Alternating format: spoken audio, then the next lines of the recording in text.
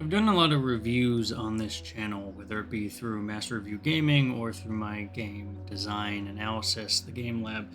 And what I kind of figured out from all those is that while I really enjoy doing them and kind of, analyzing why games work and sort of understanding, whatever the next big game is, whether it be Marvel Rivals or the First Descendant or Warframe or Multiverses or whatever, and kind of analyzing why those games work and why people like them and stuff.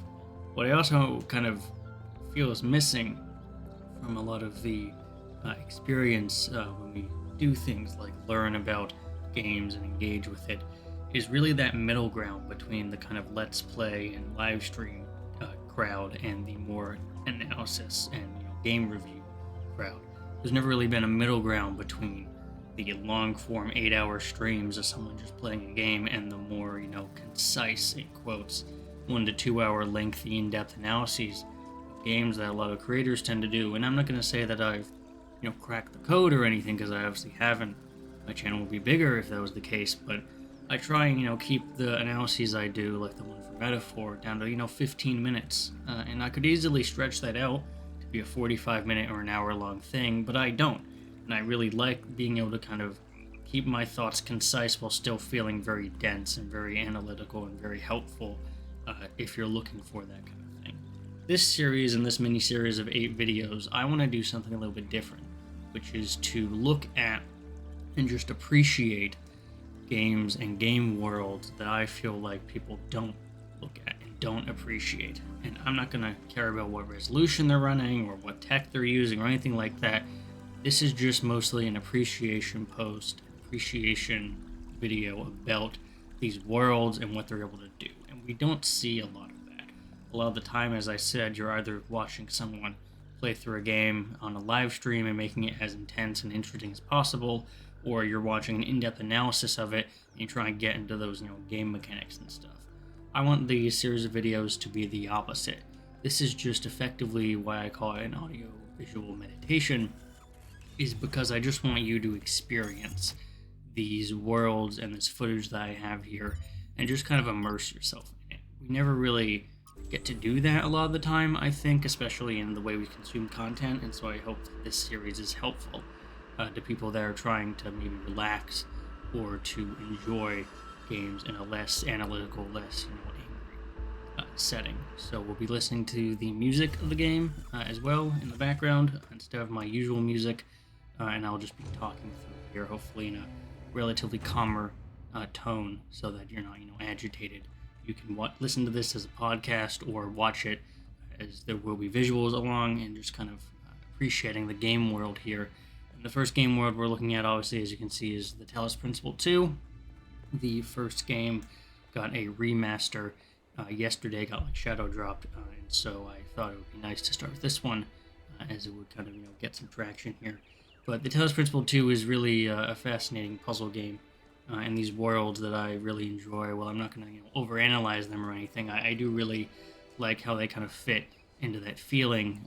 When this was first revealed at the Game Awards, I believe, it was quite a spectacle. I was quite surprised as to when we played the first game about where they were going with it, because it was so much bigger. It felt like such a larger scale operation, right? It was crazy to see that this puzzle game was going to have these incredibly elaborate and expensive looking and expansive destinations and sets, just for what ultimately is a lot of puzzles, right? But I really appreciate the game for that, and I think one thing that makes these kind of spaces stand out is just their attunement to scale. You'll see something off in the distance and it will be just so much vastly larger than you are, right? You're this relatively small little robot here, and you're in the presence of these giant mountains and these giant, alien to you structures. And you kind of go through that across this entire island. You're seeing, giant statues and monoliths and things you don't understand, and then you're seeing, giant pyramids and just awe-inspiring landscapes, as well as just huge statues of previous Greek gods and things. So you really get this sense of scale that you don't really see in many other games, because they're not really trying to invoke that. And what I always find fascinating about this is, well, it is, to a lot of people, it's set dressing, it is critically important to what the feeling that the game provides. With the music as well too, as you're hearing in the background, it's a very somber experience, but it's also one that is supposed to be, as you know, a lot of the speaking of the game, and a lot of the things that it talks about is relating to philosophy and the idea of being alive and creation and stuff. So you'll have a lot of chants and a lot of feelings in the music of it being very Greek inspired, or maybe something that's very enlightening or inspirational a lot of the times. So it has a very good sound palette, I would say, that helps invoke some of those better feeling, maybe more spiritually connected than some other soundtracks, especially for a puzzle game. I would remind you, like, it's almost an interesting disconnect where the puzzles are relatively simple, switch puzzles or pressure plates or lights or something. But you have in these environments that are just really crazy and really impressive, and so I kind of really enjoy that about the game. The Talos principle too never tries to be something that's not, and I think that's very impressive, especially in this day when you can see the trailer for this game and know the previous one's a puzzle game, and you just expect it to be so much grander and so much kind of crazier than it ends up being, and ultimately it's just it's a puzzle game. You're going into these levels and completing the puzzle to get a puzzle piece to unlock the next door or the next region, right? I was also kind of taken aback by the fact that, and the kind of restraint, if you will, to not utilize this space for more. One of the early islands you get onto is this beautiful archipelago, and you get a lot of space that just isn't used. The entrance to the pyramid at the start, as well as the kind of grasslands and things, and it's all just used to build up atmosphere. And I think a lot of people might be annoyed about that, but I really enjoy what it's able to do with that space. It's not trying to fill that space with needless, objective markers or activities to do. It's really just trying to get you immersed in the world best it can. And I think it really does a good job of, as I said before, selling that scale. You'll have things that just don't have any other purpose other than to showcase that what you're in is not for you. And I think that's something that a lot of games don't tend to do. They want to use their space as efficiently as possible, and when they're not using it as efficiently as possible, it's seen as a waste, as you can see in a lot of games. I complained a little bit about that even in Metaphor, and I was saying how that a lot of the dungeon spaces in that game didn't really feel as attached as they should, and they felt too big. Ubisoft gets a lot of flack for doing a similar thing in Assassin's Creed, where they just have large empty spaces. But I think in this game especially, it's really nice to have those spaces, because it, as I said, it kind of knows what it wants to do. It knows what it's trying to do. And not a lot of games do that. For any other developer to make a game like this, they would either make it considerably smaller in scale to save on budget, or they would fill these empty spaces with plenty of items and things to collect, and achievements and secrets and things. But this game doesn't do that, and I really appreciate that about the game. On a more functional level about these spaces, there's a really good variety about them across the island. The main city that you have here is very large at first, but then you realize you can only actually go to a certain amount of it, and then you end up realizing, okay, well, it's mostly actually just a museum. And it's really funny because you go into the museum and you expect it to have all these artifacts and things, as a typical robot museum would, where things don't make sense because they're just old human relics or something, and then you'll see it that most of them aren't that, and the fact that most things are actually presented through like QR codes and stuff, which I find really funny. But the museum also holds like attractions, like puzzles, and there's 3 or 4 of them, I believe, in itself, and they're held in like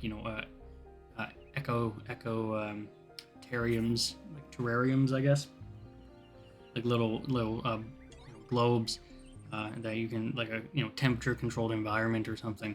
And that was always interesting to me, because I'm like, okay, so their presentation here is just the puzzles, right? And most of the things in the game are just presented as, here's the area for puzzles. And I think a lot of people would be kind of distracted by that, but to me personally, I really enjoyed how that showcases itself.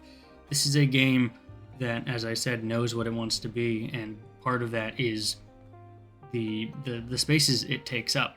The puzzles are not trying to be this crazy out there thing. They're your standard puzzles, so you can kind of get immersed into the environment while you're solving them, rather than it being this weirdly obtuse thing. I think a lot of puzzle games kind of get into themselves a little bit too much, where they try and create all these crazy things with the mechanics they've done, kind of start to fall apart. This game really doesn't do that. It keeps it pretty same, and for some people it might be a disappointment, and at some points it does kind of feel like the game is losing its identity, but for the most part I think the identity is really well kept throughout most of the game here. And so I would overall just say, like, if you're interested in a game like this, you should definitely pick it up and just experience the world that's being built here, as this is ultimately about the world of this game. And part of that world is obviously the visuals and how they look, but it's also the music, as you're hearing in the background, and it's the dialogue between these robots and these characters. A lot of the time when you can talk to people, you're talking to them about philosophy and the ideas behind life and death, and what the worth of a person is, and how you save people and stuff. And there's one early on that's quite funny, where they're trying to have a petition to ban a certain kind of regulation, and you can just sign your name on it, right? And it's very human-like. But then you have other ones that are very obviously not human-like, where they kind of showcase a picture or a statue of a cat and praise it as this magnificent thing that lived for so long. Because the idea behind this game is that you have humans that died out a long time ago, but they were able to kind of transfer to some capacity their memories into robots, and they finally started, or I guess finally stopped, to repopulate. They finally hit 1,000, which was you, and they don't really know what to do, and so you kind of get their worries about it being the last of them and what it means for the city that they've built and everything like that. And so part of the world is listening to these robots and these characters talk, and just understanding that it all kind of comes back to that philosophical angle of like creation, ultimately, right? And that's something that I think not a lot of games really tackle, and it's obviously something that the Talos Principle 1 did, but I think 2 does it a little bit better, because it's able to convey that with the size and scale of the architecture just on display. So I overall really enjoyed this game for that. And I think as a first episode here, I really wanted to showcase that a lot of people don't look at games like this. They kind of see games as a one and done experience, or a thing you kind of just go through. Very few times are you going to see someone live streaming a game, or even someone doing a deep dive into the game that really does it in this way. They're really going through it slowly and kind of understanding what it is. You'll see a lot of the time in in-depth analyses of the games, when they talk about the world, they always do it in terms of a mechanic. I think the Talos Principle 2 is a really good example of, you don't have to do that. You don't have to make these mechanic. The world can just be what it is. You don't have to fill it with stuff and make it part of the gameplay. It can just kind of be a thing that exists that you immerse yourself in. So hopefully I was able to kind of do that a little bit here and immerse yourself in this world, either through the visuals on display, or through my dialogue of talking about the world, or anything like that. So if you enjoyed this and want to see more stuff like this, I'll have about 7 other episodes like this that should hopefully come out over time, and you can obviously subscribe to my channel if you enjoy this kind of stuff and want to see more of it, as well as my more critical game design analyses, or my more general reviews. So I want to thank everyone for watching or for listening, and I'll see everyone in the next video.